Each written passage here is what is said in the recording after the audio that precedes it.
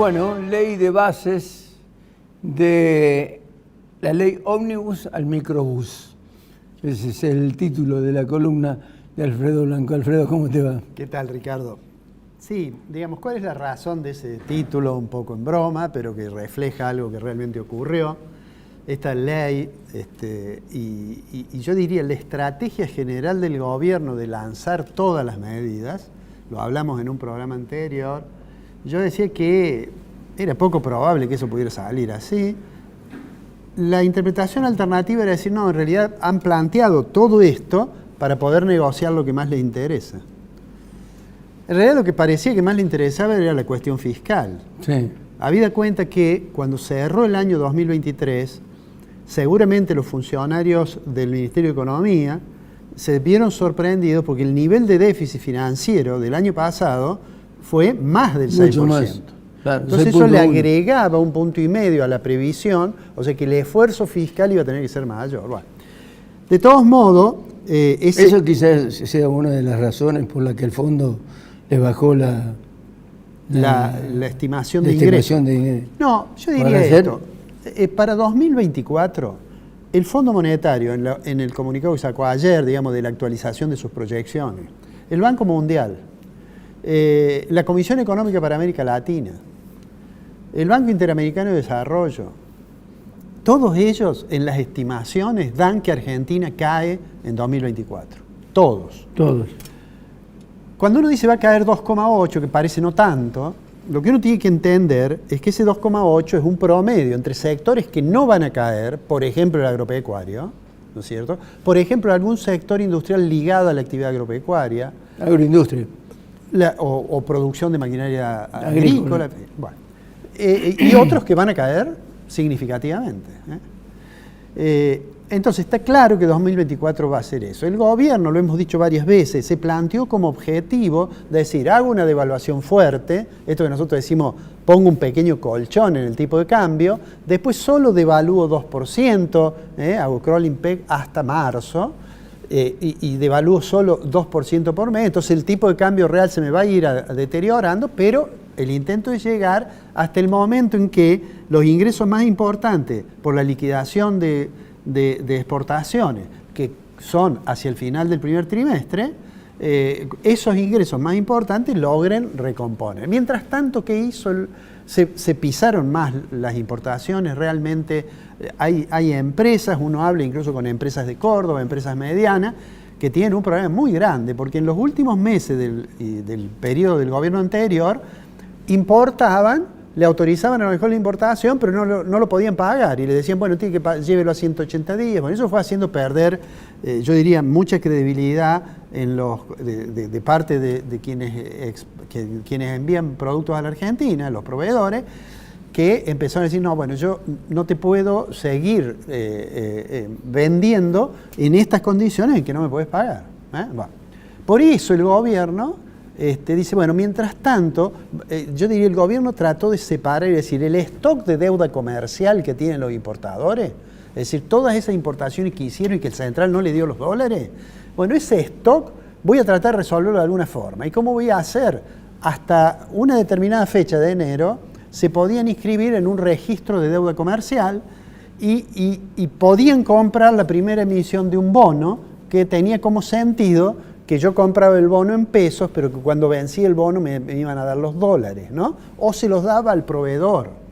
Bueno, en realidad el tema del bono no ha funcionado, creo yo, de la forma en que esperaba el gobierno. De hecho, hubo una sola de esas licitaciones que fue significativa porque se adjudicaron más de 1.500 millones de dólares y que se explica básicamente porque hubo una terminal automotriz que compró una cantidad importante. Pero digo, entonces, esa ley que tenía tanto, a mí me parece que lo que vemos ahora es lo que nuestra mirada era más acertada de las que decían, no, ponen todo esto y después negocian algo. En realidad, vos fíjate, de aquella ley que tenía como 700 o 670 artículos más o menos, le sacaron 140 primero. Cuando parecía que estaban más o menos llegando a algo, aparecieron los problemas con el tema tributario, básicamente, y entonces finalmente dice, bueno, vamos a dejar de lado el capítulo fiscal, dijo el el ministro Caputo, con lo cual le quitó una parte también importante de la ley. Después de eso, alguien le dijo, mire, dentro del capítulo fiscal, quizás usted no advirtió que ahí no está el restablecimiento del impuesto a las ganancias de la cuarta categoría. Aquello que Massa, obviamente en una actitud de irresponsabilidad solamente explicable en Massa, había dejado el año pasado. Entonces lo vamos a poner de nuevo, mandamos un proyecto de ley. Mandaron un proyecto de ley, pero decimos, no, lo vamos a retirar, ¿no? Y así, con cada una de esas cuestiones que estaban en este capítulo, digamos, fiscal, quedan sin tratar. ¿Qué están discutiendo ahora? Bueno, hay una discusión respecto si el impuesto país lo coparticipo en un 30%, no lo coparticipo. El gobernador de Córdoba dice, mire, yo creo que tendría que coparticiparlo, en fin. Están discutiendo además el tema de la delegación de facultades. Porque si yo, por más que le saque muchos artículos de la ley, delego las facultades legislativas en el Poder Ejecutivo mañana me puede hacer un decreto ley, digamos, una ley, poniendo lo que no quise votar. Entonces, creo que el gobierno va a decir, no, yo no voy a usar esas facultades legislativas para lo fiscal o para lo previsional. ¿Ah? ¿Cuál es la síntesis de eso? Por eso yo dije, cuando hablábamos en la preproducción, dije, lo que resume lo que ha ocurrido es que pasamos, esta ley de bases pasó de ser una ley ómnibus a ser un microbús. ¿Por qué? Porque en realidad no es lo más importante lo que ha quedado. Por más que Caputo se esmere en decir, bueno, esto es lo más importante, y por más que haya algunas cosas importantes, en realidad desde el punto de vista del ministro, lo central es cómo va a manejar la cuestión fiscal. Por un lado tiene un déficit más grande que el que creía cuando cerraron al 31 del 12. Por otro lado, va a tener que acordar, digamos, algunas decisiones en materia de gasto que pueden ser bastante fuertes. Sí. Entonces, lo más probable es que eso termine impactando de manera significativa sobre la demanda agregada de la economía. Una buena parte de la demanda agregada de la economía, más del 60-70%, es el consumo. En la medida en que hemos tenido una tasa de inflación del 25%, el día 14 vamos a tener el índice de precios al consumidor correspondiente a enero. Sí. Pienso yo, por lo que uno ve de los indicadores de alta frecuencia y demás, uno podría pensar que a lo mejor está en el 20 o a lo mejor menos del 20. Bueno, precisamente Juan Carlos de Pablo dice que para él va a estar en 15%. Sí, podría ser. De todos modos, de Pablo no hace relevamiento de precios. Pero uno, fijándose en los que hacen, bueno, pero de Pablo es un hombre muy formado, puede ser que eso sea así. Ahora uno suma el 25 más el 18, pongamos, más el 22, no importa. Es un índice alto. Claro, el impacto sobre algunos ingresos es muy fuerte. Puede ser que sobre los asalariados formales no sea tanto si logran, digamos, acordar aumentos que traten de compensar lo más que puedan. Eso no va a ocurrir con las pensiones y jubilaciones, porque esa parte también se saca y entonces queda vigente la ley, el índice de movilidad que tenía establecido el gobierno del presidente Fernández. Y ese índice de movilidad, todo el mundo sabe que cuando se calcule va a dar menos que la inflación, eso ya se sabe. Y entonces ahí va a haber una caída, va a haber caída en los ingresos de los sectores no formales y quizás de algunos formales también. Entonces eso puede ser que morigere la presión de la demanda sobre los precios, ¿no?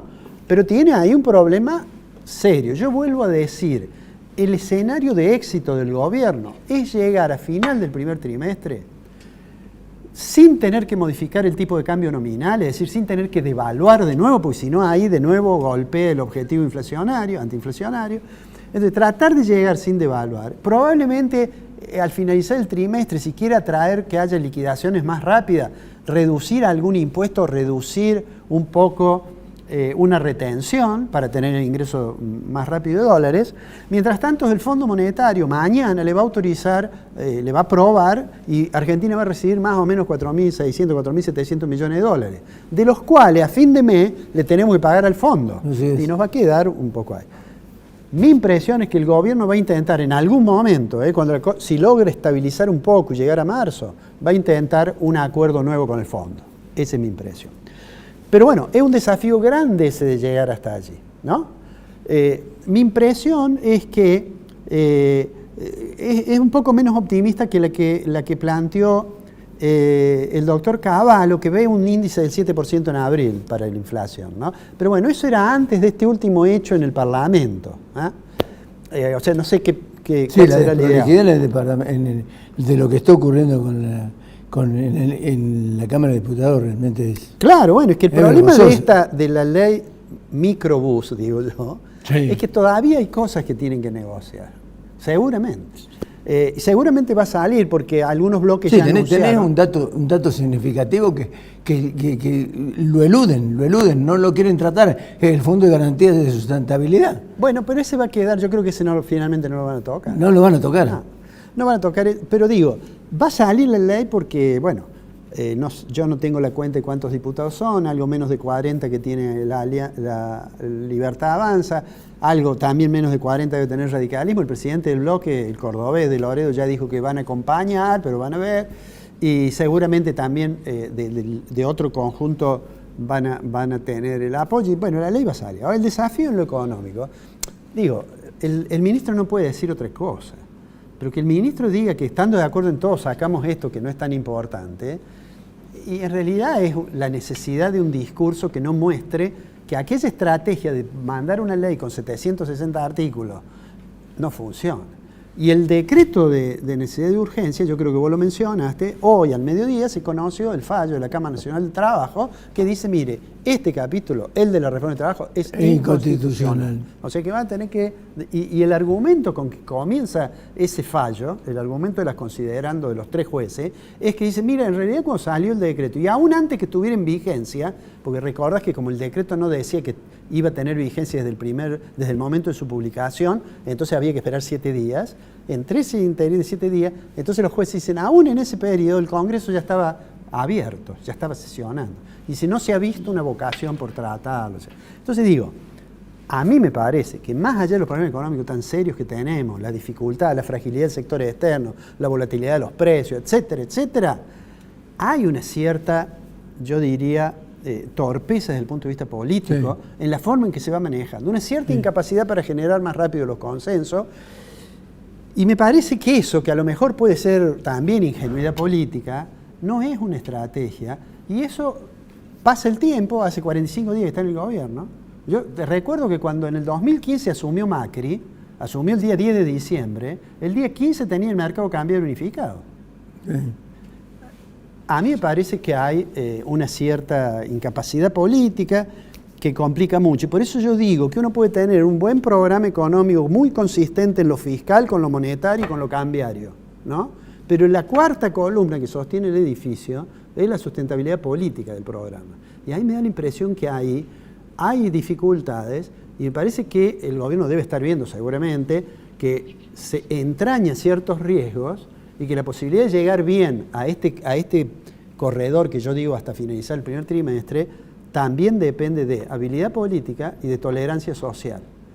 Porque si eso no está, va a ser muy difícil, Ricardo, que podamos ese es el hacerlo. tema.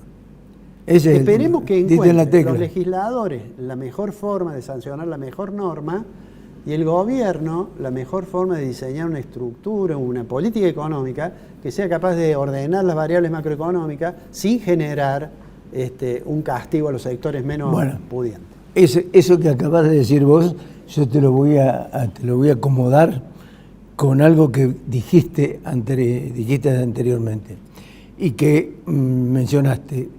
Si no hay modificación en las retenciones, que bajen algo las retenciones, y si la diferencia, la brecha entre los dólares se hace cada vez más grande, yo te pregunto a vos, ¿quién va a liquidar?